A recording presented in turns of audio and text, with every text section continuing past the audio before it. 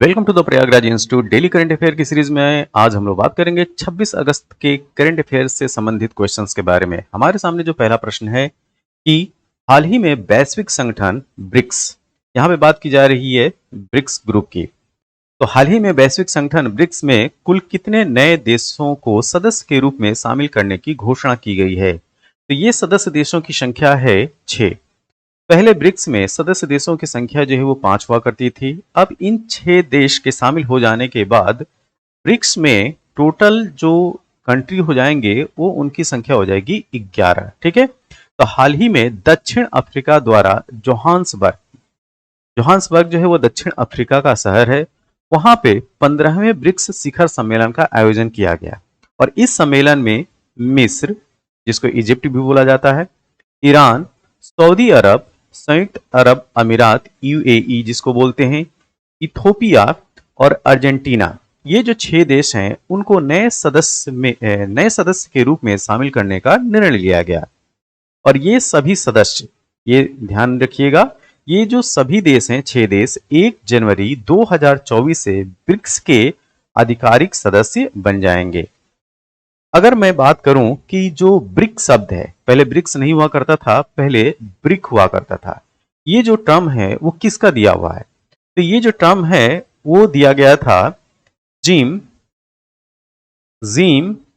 ओ नील का। ठीक है, जिम ओ नील ने ये टर्म दिया था ब्रिक। और ये जो है गोल्डमैन सैक्स के अर्थशास्त्री थे जिन्होंने ब्रिक टर्म दिया। और ब्रिक से मतलब था B for Brazil, R for Russia, I for India और सी फॉर चाइना। ये जो ब्रिक्स है 2010 की मीटिंग जो है वो ब्राजील में होती है और वहां पे निर्णय लिया जाता है कि इसमें साउथ अफ्रीका को शामिल कर लिया जाए। तो 2010 ब्रिक्स की 2010 की मीटिंग में यह निर्णय लिया गया कि साउथ अफ्रीका को शामिल कर लिया जाए, तो ब्रिक जो है वो ब्रिक्स हो जाता है। अच्छा, अब आपसे मैं प्रश्न ये पूछना चाह रहा कि ब्रिक की जो पहली मीटिंग हुई थी वो कहां हुई थी और किस वर्ष में हुई थी? इस प्रश्न का उत्तर जो है कमेंट बॉक्स में जरूर दें। अगला प्रश्न, हाल ही में यूनाइटेड वर्ल्ड रेसलिंग UWW के द्वारा किस देश के कुश्ती महासंघ की सदस्यता को निलंबित कर दिया गया है? तो यह है भारत। ठीक, अब बात करेंगे कि भारत को आखिर सस्पेंड क्यों किया गया। तो यूनाइटेड वर्ल्ड रेसलिंग ने चुनाव में देरी होने पर भारतीय कुश्ती महासंघ की सदस्यता को सस्पेंड कर दिया है। क्यों? क्योंकि इसमें इलेक्शन में जो है वो देरी हो रही थी। खेल मंत्रालय ने भारतीय महिला पहलवानों के ब्रिजभूषण शरण के खिलाफ यौन शोषण के आरोपों के बाद भारतीय कुश्ती महासंघ के पदाधिकारियों को सस्पेंड कर एडॉक कमेटी बना दी थी और जिसके बाद इसके चुनाव जो है वो लंबित हो गए थे। ठीक है, तो चुनाव में विलंब होने की वजह से यूनाइटेड वर्ल्ड रेसलिंग के द्वारा भारत को कुश्ती महासंघ की सदस्यता से निलंबित कर दिया गया। अगला प्रश्न, हाल ही में आयोजित फीडे चेस वर्ल्ड कप 2023, ठीक है, फिर से इस वर्ल्ड कप का नाम सुनिए, फीडे चेस वर्ल्ड कप 2023 का खिताब किसने जीता है? तो ये है R Praggnanandhaa. Option number A इसका सही उत्तर है। R Praggnanandhaa FIDE Chess World Cup 2023 का खिताब अपने नाम किया है। तो फीडे चेस वर्ल्ड कप 2023 में भारत के 18 वर्षीय grand master R Praggnanandhaa final मुकाबले में नॉर्वे के मैग्नस कार्लसन से हारकर द्वितीय स्थान पर रहे और आर प्रज्ञानंद को रनर अप के तौर पर 66 लाख रुपए और फाइनल में जीतने वाले मैग्नस कार्लसन को करीब 91 लाख रुपए की धनराशि दी गई। स्वच्छ वायु सर्वेक्षण 2023 में मध्य प्रदेश के किस जिले को प्रथम स्थान प्राप्त हुआ है? तो यह जिला है इंदौर जिले को जो है प्रथम स्थान प्राप्त हुआ है स्वच्छ वायु सर्वेक्षण 2023 में।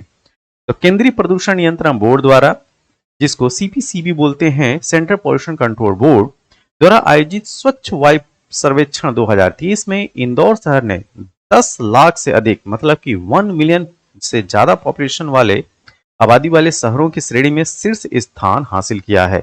और इस सर्वेक्षण में दूसरा स्थान आगरा को, उत्तर प्रदेश का शहर आगरा दूसरे स्थान पे, तीसरे स्थान पर महाराष्ट्र का शहर थाने और चौथे स्थान पर श्रीनगर और पांचवें स्थान पर मध्य प्रदेश की राजधानी भोपाल को प्राप्त हुआ है। तो ये जो टॉप 5 शहर हैं उनका नाम याद रखिएगा। पहले स्थान पर इंदौर, दूसरे पे आगरा, तीसरे स्थान पर थाने, चौथा स्थान श्रीनगर को और पांचवा मध्य प्रदेश की राजधानी भोपाल को प्राप्त हुआ है। किसमें? स्वच्छ वायु सर्वेक्षण 2023 में। हाल ही में पोषण जागरूकता सूचकांक, ये भी काफी इंपॉर्टेंट क्वेश्चन है, ठीक है। तो पोषण जागरूकता सूचकांक 2023 में कौन सा राज्य शीर्ष पर रहा है? तो इसमें पंजाब जो है वो टॉप रैंक हासिल की है। तो हाल ही में प्रोटीन का अधिकार, ध्यान दीजिए, ये जो अभियान है उसका नाम है प्रोटीन का अधिकार। तो प्रोटीन का अधिकार अभियान के तहत पोषण जागरूकता सूचकांक 2023 जारी किया, जो अंतिम उपभोक्ताओं द्वारा भारत में जागरूकता, सामर्थ्य और पोषण की पहुंच का आकलन करने वाला एक राज्यवार सूचकांक है, ठीक है। तो ये क्या करता है? जागरूकता, सामर्थ्य और पोषण की पहुंच का आकलन करने वाला एक क्या है? एक स्टेट वाइज इंडेक्स है। इसे यूगॉव, ये भी ध्यान रखना है, यूगॉव द्वारा विकसित किया गया है और इस सूचकांक में पंजाब को शीर्ष स्थान पर, जबकि बिहार जो है वो सबसे अंतिम पायदान पर या अंतिम स्थान उसको प्राप्त हुआ है। तो टॉप करने वाला जो राज्य है वो है पंजाब, जो कि नीचे से टॉप करने वाला है बिहार। प्रसिद्ध टेनिस खिलाड़ी राफेल नडाल, ठीक है, प्रसिद्ध टेनिस खिलाड़ी राफेल नडाल को हाल ही में इनमें से किस भारतीय कंपनी का ब्रांड एम्बेसडर चुना गया है? तो ये है इन्फोसिस, ठीक, इन्फोसिस जो आईटी कंपनी है इन्फोसिस, उसका ब्रांड एम्बेसडर राफेल नडाल को बनाया गया है। तो 24 अगस्त को टेनिस के स्टार प्लेयर राफेल नडाल को अपना नया global brand ambassador IT company Infosys ने बनाया। हाल ही में विश्व जल सप्ताह, ठीक है, यहाँ पे वर्ल्ड वाटर वीक की बात की जा रही है। विश्व जल सप्ताह 2023 का आयोजन कब से कब तक किया गया? ठीक है, तो ये 20 से 24 अगस्त तक किया गया है, ठीक है, ऑप्शन नंबर बी। तो 20 से 24 अगस्त तक विश्व जल सप्ताह 2023 का आयोजन किया गया।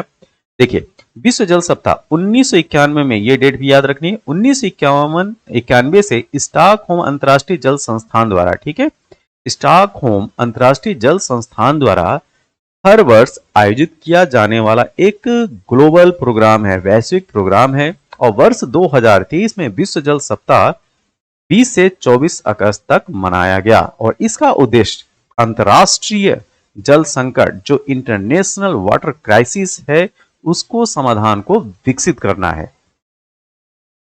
UIDAI, ठीक है, UIDAI के अंशकालिक मतलब कि पार्ट टाइम अध्यक्ष के रूप में हाल ही में किसे नियुक्त किया गया? तो यह है नीलकंठ मिश्रा, ठीक है, option number C, Neelkanth Mishra को UIDAI का पार्ट टाइम अध्यक्ष के रूप में नियुक्त किया गया है। तो केंद्र सरकार ने नीलकंठ मिश्रा को भारतीय विशिष्ट पहचान प्राधिकरण UIDAI के अंशकालिक अध्यक्ष मतलब कि पार्ट टाइम चेयरमैन के रूप में नियुक्त किया है। UIDAI आधार संख्या जारी करने का प्रभावी नोडल निकाय है और वह एक्सिस बैंक के मुख्य अर्थशास्त्री और एक्सिस कैपिटल में वैश्विक अनुसंधान के प्रमुख हैं। कौन? ये है नीलकंठ मिश्रा। ग्रीस के दूसरे सर्वोच्च सम्मान Grand Cross of the Order of Honour, ये पूरा नाम याद रखना है, Grand Cross of the Order of Honour से किस भारतीय को सम्मानित किया गया है? तो ये है हमारे प्रधानमंत्री नरेंद्र मोदी, ठीक है। इनको जो है ग्रीस का दूसरा सर्वोच्च सम्मान Grand Cross of the Order of Honour से सम्मानित किया गया है। और ग्रीस के राष्ट्रपति कातेरीना साकेलारोपोलू ने प्रधानमंत्री नरेंद्र मोदी को ग्रीस के दूसरे सबसे बड़े नागरिक सम्मान the Grand Cross of the Order of Honour से सम्मानित किया है। 25 अगस्त को पीएम मोदी ग्रीस यात्रा पर पहुंचे और 1983 में तत्कालीन प्रधानमंत्री इंदिरा गांधी के 40 साल बाद किसी भारतीय प्रधानमंत्री की ये पहली ग्रीस यात्रा है। तो इस समय जो है प्रधानमंत्री कहां पे है? ग्रीस की यात्रा पे। प्रतिवर्ष महिला समानता दिवस किस तिथि को मनाया जाता है? ठीक है, तो ये मनाया जाता है 26 अगस्त को। तो 26 अगस्त को हर साल महिला समानता दिवस मनाते हैं। तो महिला समानता दिवस हर वर्ष 26 अगस्त को मनाया जाता है और यह दिन महिलाओं के लिए समान अधिकारों और अवसरों के लिए चल रहे वैश्विक संघर्ष को स्वीकार करता है। महिला समानता दिवस 2023 की थीम जान लेते हैं। यह है आलिंगन समानता, ठीक है, आलिंगन समानता, ठीक है, आलिंगन समानता इसकी थीम रखी गई है। तो और यह थीम 2021 से लेकर 2026 तक की रणनीतिक योजना के अनुरूप है, ठीक है। तो आलिंगन समानता लैंगिक समानता प्राप्त करने के महत्व को रेखांकित करता है, ठीक है, इसको इंडिकेट करता है। आलिंगन समानता किसकी समानता को? लैंगिक समानता को। हाल ही में श्रेथा थवासीन इनमें से किस देश के प्रधानमंत्री नियुक्त किए गए हैं? तो श्रेथा थवासीन को थाईलैंड का प्रधानमंत्री नियुक्त किया गया। तो श्रेथा थवासीन को थाईलैंड के 30वें प्रधानमंत्री के रूप में चुना गया है और थाईलैंड के पूर्व प्रधानमंत्री थॉक्सिन सिनावात्रा 15 साल से सिंगापुर में निर्वासित जीवन व्यतीत कर रहे थे और वतन लौटते ही जब वो थाईलैंड लौटते हैं तो उनको जो है वो जेल भेज दिया जाएगा। इनके जगह उनकी पार्टी के नेता श्रेथा थवासीन को संसद ने देश के 30वें प्रधानमंत्री के रूप में चुना है, ठीक है। तो श्रेथा थवासीन थाईलैंड के वर्तमान प्रधानमंत्री के रूप में नियुक्त किए गए हैं, ये इसको ध्यान में रखना है। इस वर्ष मालाबार अभ्यास 2023 का आयोजन 11 से 21 अगस्त के बीच कहां आयोजित हुआ? ये आयोजन किया गया ऑस्ट्रेलिया के द्वारा, ठीक है, ऑप्शन नंबर सी। मालाबार बहुपक्षीय मतलब कि मल्टीलैटरल नौसैनिक अभ्यास जिसमें 4 क्वाड देशों भारत, ऑस्ट्रेलिया, जापान और संयुक्त राज्य अमेरिका के नौसेनाओं के मध्य आयोजित किया जाता है। तो आज की डेट में जो क्वाड के मेंबर है वो भी जो है वो मालाबार एक्सरसाइज के मेंबर हैं, ठीक है। तो ये 4 देश कौन है? भारत, ऑस्ट्रेलिया, जापान और संयुक्त राज्य अमेरिका। इस वर्ष मालाबार अभ्यास 2023 का आयोजन 11 से 21 अगस्त के बीच ऑस्ट्रेलिया में हुआ और इसका उद्देश्य इंडो पैसिफिक में खुला और मुक्त नौवहन को बनाए रखना है। मालाबार अभ्यास की शुरुआत 1992 में भारत और अमेरिका ने की थी। तो 1992 में जब मालाबार एक्सरसाइज की गई थी तो उसमें केवल 2 देश थे, एक भारत और अमेरिका। आज की डेट में जो है 4 देश हो गए हैं, भारत, अमेरिका, ऑस्ट्रेलिया और जापान। यह वीडियो आपको कैसा लगा? यह वीडियो जैसा भी लगा आप अपने सुझाव जो है कमेंट बॉक्स में जरूर दें। इस वीडियो की पीडीएफ के लिए हमारे Telegram channel the Prayagraj institute को ज्वाइन कीजिए और इस वीडियो की पीडीएफ को प्राप्त करें। तब तक के लिए थैंक यू, धन्यवाद।